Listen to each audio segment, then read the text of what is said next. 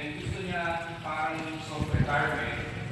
At the same time, yung mom niya, like parents niya, ilayo niya sa Manila. Okay. Ang sabi ko, one of the problem na meron tayo dito, kailangan meron kang transportation. Kasi wala akong ano. Pero kung sabihin mong tahimik, sabi ko okay doon. Sabi ko, ano sinabi nga ni sa akin, para sa Nuvali, okay. Okay doon. Sabi ko, maganda ron. Sabi ko gano'n sa kanya. Kaya lang, wala tayong transportation. Pero siya, okay yun. Retirement ako. So, gusto ko na mag-invest. Kasi ano, ako pain-pain, mga sa Manila. Okay yun. Okay dito. Gusto dito. Meron yung pagkawa.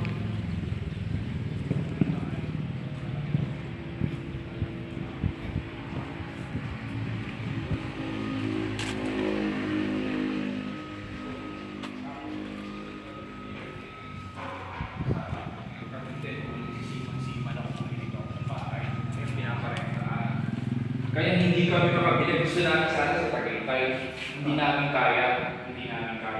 Pero ba, may mga panibisi decision kami nung nung 2008. 2009, may in-offer sa akin sa Soto Grande.